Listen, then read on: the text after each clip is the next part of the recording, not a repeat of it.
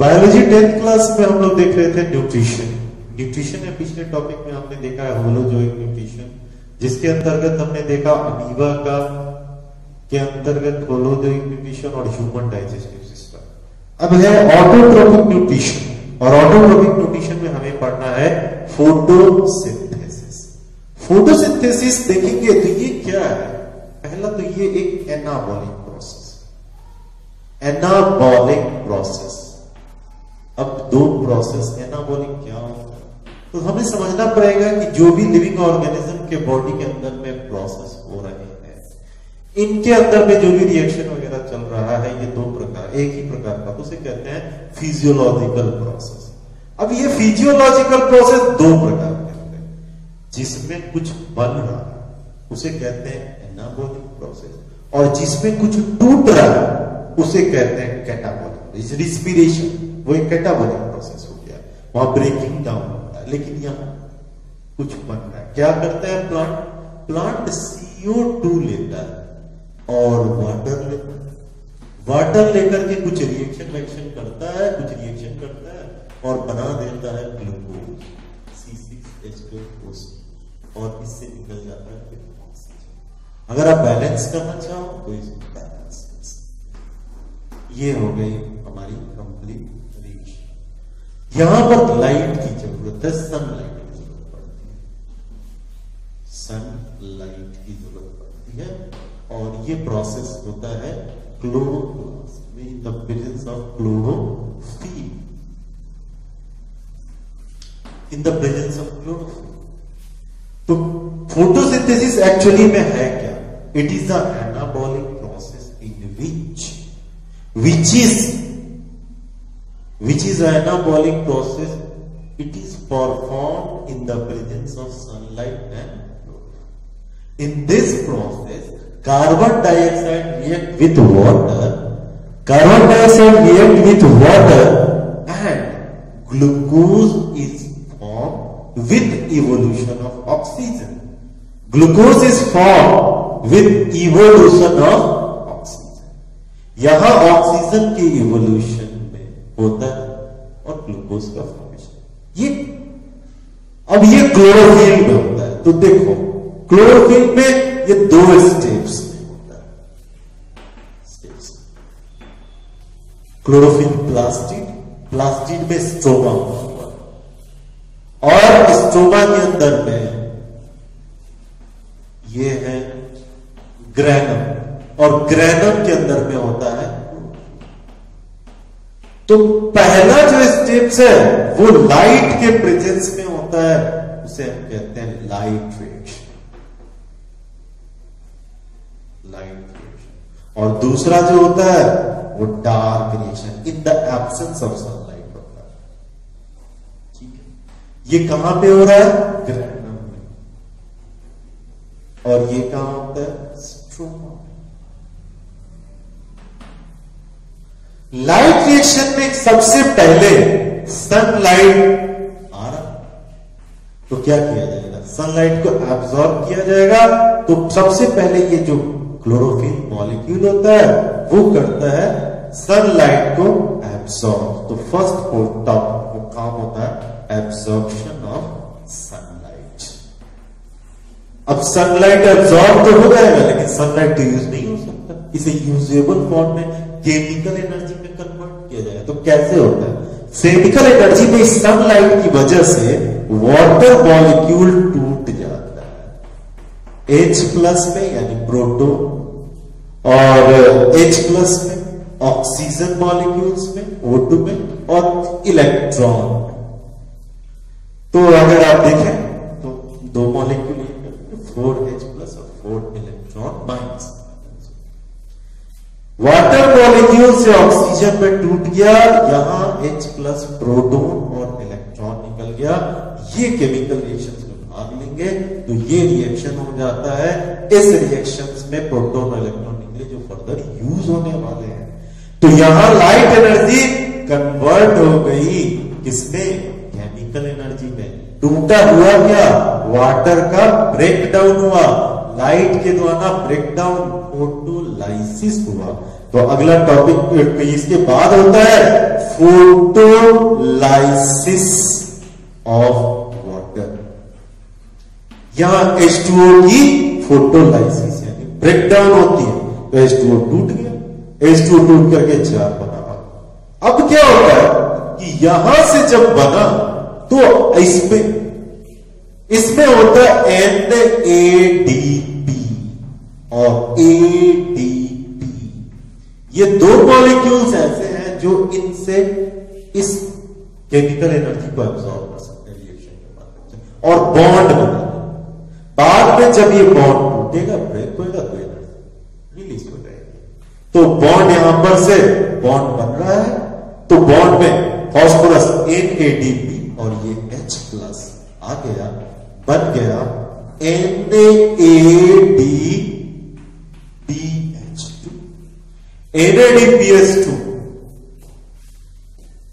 ये H plus की charge molecule को अपने अंदर रखे हुए, एनर्जी को रखे हुए, इसीलिए ये पावर मॉलिक्यूल्स कहलाता है। और ADP plus phosphorus plus electron ये बना दिया ATP, और ये दोनों एनर्जी मॉलिक्यूल्स हैं, पावर मॉलिक्यूल्स हैं, इसीलिए इन्हें assimilatory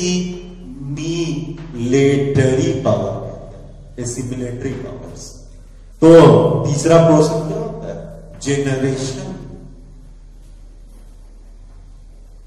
generation of assimilatory powers, assimilatory powers।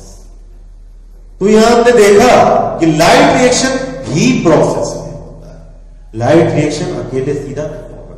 Light reaction के लिए क्लोरोफिल चाहिए, क्लोरोफिल कहां होगा? ग्रैनम में होगा। ग्रैनम में सबसे पहले क्लोरोफिल एब्सॉर्ब किया जाएगा, किसके द्वारा एब्सॉर्ब किया जाएगा? ग्रैनम क्लोरोफिल के द्वारा एब्सॉर्ब किया जाएगा सनलाइट को। तो फर्स्ट हो गया एब्सॉर्प्शन ऑफ सनलाइट। दूसरा, जब सनलाइट एब्सॉर्ब होता है तो वो वाटर मॉलिक्यूल को ब्रेक करने में यूज होता है। Second is photolysis of water. Photolysis में ये रिएक्शन हुई, H प्लस और इलेक्ट्रॉन निकल गया। उसके बाद जेनरेशन ऑफ एसिमिलेटरी पावर्स, यानी कि वो जो H प्लस प्रोटॉन इलेक्ट्रॉन निकला है, वो प्रोटॉन और इलेक्ट्रॉन फर्दर यूज हो जाता है पावर मॉलिक्यूल्स बनाने के लिए। NADPH2 और ATP को बनाने में यूज होता है, तो जेनरेशन ऑफ ATP। और यहां से पावर मॉलिक्यूल्स सब निकल करके आगे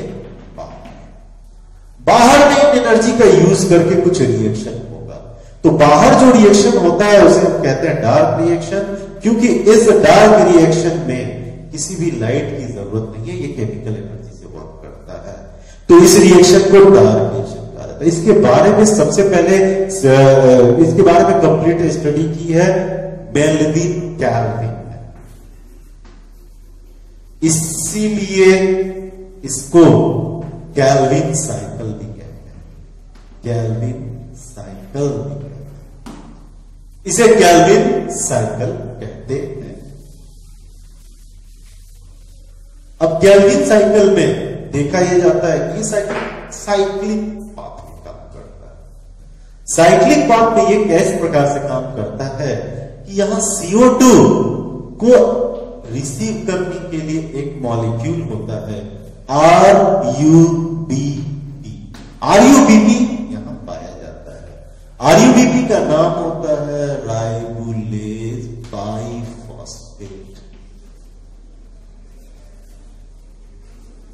या RUDP भी कहते हैं, राइबोलेज डाइफॉस्फेट। अब RUBP और CO2, RUBP 5 कार्बन वाला मॉलिक्यूल है, इसमें एक कार्बन जुड़ गया, टोटल 6 कार्बन होते हैं। ये अगले स्टेप में एक मॉलिक्यूल बना देता है जिसका नाम है TGA। 2 मॉलिक्यूल बनाएगा, क्यों? क्योंकि ये 3 कार्बन का है। तो यहां 2 मॉलिक्यूल TGA बन गया, TGA फॉस्फोग्लिसरिक एसिड। अब फॉस्फोग्लिसरिक एसिड बना दिया इसने। फॉस्फोग्लिसरिक एसिड आइसोमेराइज हो जाता है। आइसोमेराइज का मतलब होता है कि इसका जस्ट स्ट्रक्चर चेंज हो गया, मॉलिक्यूलर फॉर्मूला वही रहेगा, और आइसोमेराइज होकर के ये बना देता है GAP। ये भी 3 ही है कार्बन का मॉलिक्यूल है।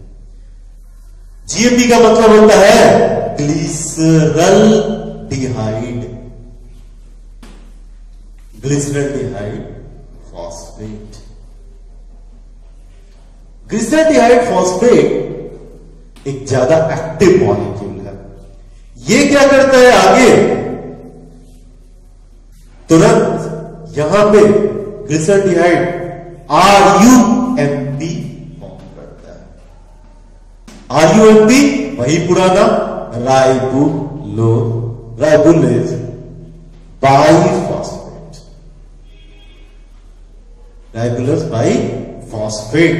और राइबुलेज बाइफॉस्फेट मोनो, बाई नहीं है, गलत हो गया, मोनोफॉस्फेट, मोनोफॉस्फेट, मोनो मतलब एक। अब इसमें एक फॉस्फो, यहां एटीपी मॉलिक्यूल आया, एटीपी मॉलिक्यूल आया, और एटीपी मॉलिक्यूल ने क्या करा कि इसके एक फॉस्फोरस को लेके बना दिया फिर वापस बाइफॉस्फेट।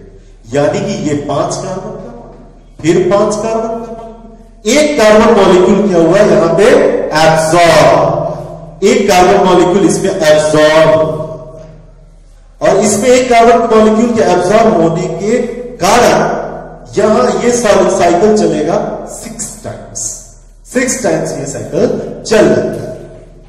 तो हम क्या पाते, RUBP बन भी रहा है, RUBP यूज भी हो जा रहा है। तो बार बार RUBP बनना और RUBP का यूज हो जाना, ये कहलाता है कि एक ही साइकिल में, ये एक साइक्लिक रूप में काम करेगा। क्योंकि कोई भी केमिकल रिएक्शन जिस मॉलिक्यूल से शुरू हुई और वापस उसी मॉलिक्यूल पे पहुंच जाए तो हम ये कहेंगे कि ये साइक्लिक फॉर्म है। तो इसे कहेंगे कैल्विन साइकिल कहा गया, कैल्विन साइकिल। और पहला जो सब्सटेंस बनता है वो 3 कार्बन का होता है, इसीलिए इसे 3C साइकिल या ट्राई कार्बन साइकिल भी कहते हैं। 3 कार्बन का ये साइकिल है, 3C साइकिल भी कहता है। तो फोटोसिंथेसिस का पूरा प्रोसेस हमने यहां पर देखा। अब ये 6 मॉलिक्यूल हुआ और 6 मॉलिक्यूल है फोटोसिंथेसिस। तो हम क्या पाते हैं कि RUMP, फिर ये बना, फिर इसके बाद इसमें एक ATP यूज होकर के आए। ये कितनी बार प्रोसेस चलता है, एक कार्बन यूज हो गया एक साइकिल में, 6 बार ये चलता है, रिजल्ट में 6 कार्बन का ग्लूकोज बन करके निकल जाता है। 6 बार ये साइकिल चल जाती है और इसका रिजल्ट होता है ग्लूकोज मॉलिक्यूल। इसका रिजल्ट अब हमें दिखा ग्लूकोज मॉलिक्यूल के रूप में। तो आप अगर पाएंगे कि सबसे पहला CO2 रिसीव किया जाएगा CP का, फिर उसके बाद BG, और इसी बीच में यहां NADPH भी यूज कर जाता है, BHNADPH2, जो कि कन्वर्ट ओवर कर दे रहा है NADP में, और इस बार आइसोमराइज GAP में कर दे रहा है। तो NADPH2, NADP, तो फोटोसिंथेसिस के बारे में आपने समझा कि फोटोसिंथेसिस 2 पार्ट में होता है, light reaction, dark reaction. Light reaction जो है वो ग्रेनम में हो रहा है, डार्क रिएक्शन स्टोमा में हो रहा है। ग्रेनम में भरा हुआ लिक्विड क्लोरोफिल, क्लोरोफिल एब्सॉर्ब करता है, फोटोलिसिस ऑफ वाटर करता है, और फिर production of the assimilatory power करता है। इसके बाद एसिमिलेटरी पावर बाहर आते हैं, वो एनर्जी में रिएक्शन में भाग लेते हैं, बाहर कैल्विन साइकिल हो रहा है, कैल्विन साइकिल में ग्लूकोज मॉलिक्यूल फॉर्म हो रहा है। तो ये टोटल मिलकर के फोटोसिंथेसिस को कंप्लीट करवा देते हैं। तो अब ये हमने देखा यहां पर फोटोसिंथेसिस के बारे में, टोटल हमने देखा फोटोसिंथेसिस।